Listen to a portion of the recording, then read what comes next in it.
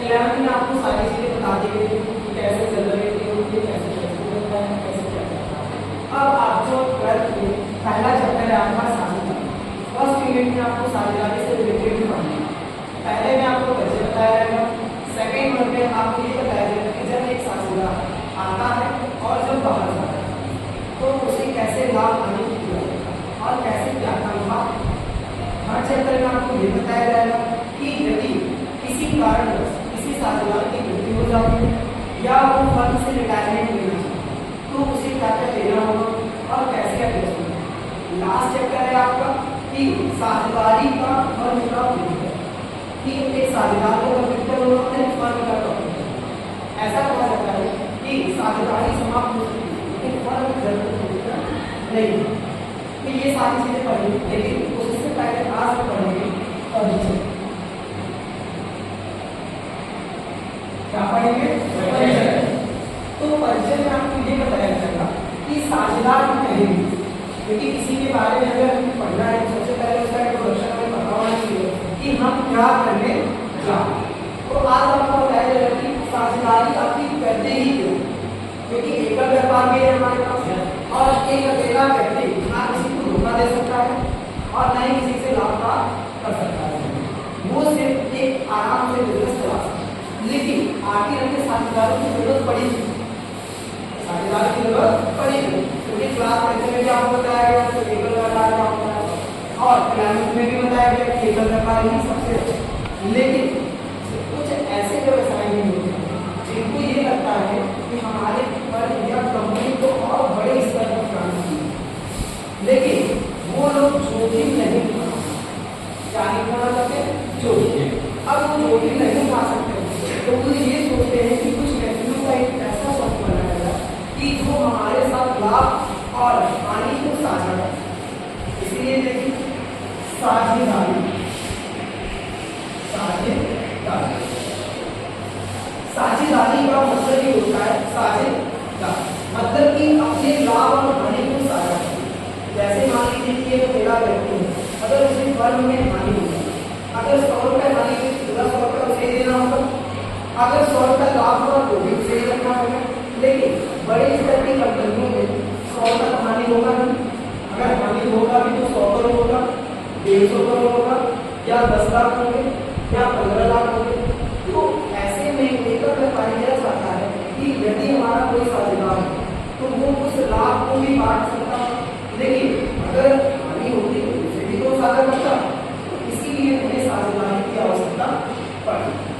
आप ये कह सकते हो साझेदारी की डेफिनेशन में कि जब दो या दो से अधिक व्यक्ति आपस में मिलकर लाभ और हानि का बंटवारा करने के लिए सहमत होते हैं तो उसे हम क्या कहेंगे, साझेदारी।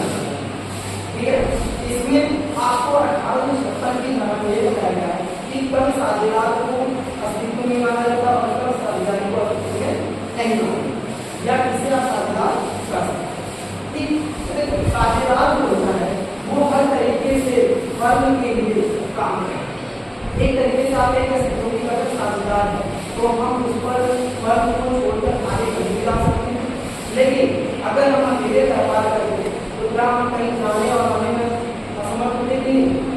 मान लीजिए कि आपका शॉप है, अब शॉप पे आप रहोगे ग्राहक आएगा, नहीं रहोगे तो क्या ग्राहक आएगा, आकर ही चला जाएगा। और यदि आपका जो दुकान है वो पूरे वर्ष हुआ तभी ग्राहकों का आप पर विश्वास बना रहेगा। सभी ग्राहक यही कहेंगे ना कि नहीं ये दुकान हमेशा वर्ष भर खुला रहता है और इनके पास अगर कोई वस्तु नहीं भी होती है तो भी ये कहीं न कहीं से वस्तु लाकर देते हैं। ठीक है, या फिर हमारे लिए अरेंज करते हैं। लेकिन अगर आप मान लो कि उसे जाना ही जाना है, अगर इम्पोर्टेंट कॉल है तो आपको क्या करना पड़ेगा, शॉप को बंद करना पड़ेगा। लेकिन साझेदारी में ऐसा नहीं है।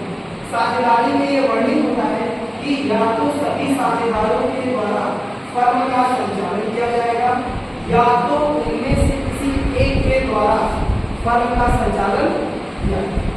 ये पहले से वर्णित होता। उसके अनुसार ये भी होता है कि वो लोग अपने क्या क्या दायित्व रखेंगे और क्या क्या अधिकार।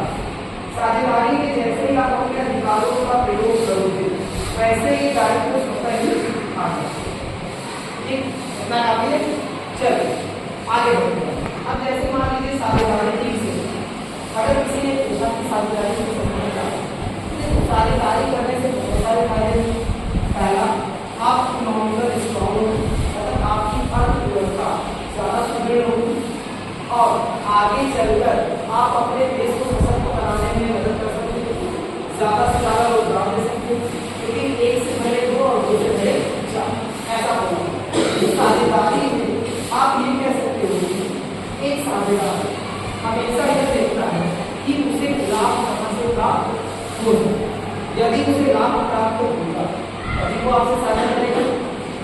साझेदार भी कई प्रकार के होते हैं, जैसे कुछ साझेदार होते हैं उसे अपना पैसा लगाते हैं, कुछ साझेदारों को मनोबल स्ट्रॉन्ग होता है, मतलब कि वो मेंटली प्रिपेयर है और वो मेंटली आपकी मदद करते हैं, उनकी आर्थिक स्थिति सही नहीं होती। कुछ ऐसे साझेदार भी होते हैं जिनके पास जरूरी होगी उसे जमीन दे सकते हैं आपको। कुछ ऐसे साझेदार होते हैं जिनके पास मैन पावर होता है, जिसे हम कर्मचारी कहते हैं।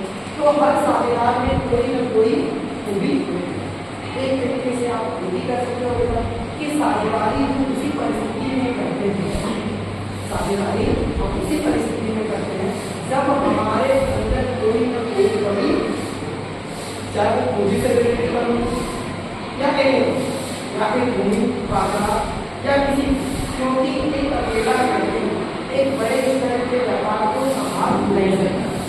अगर आपको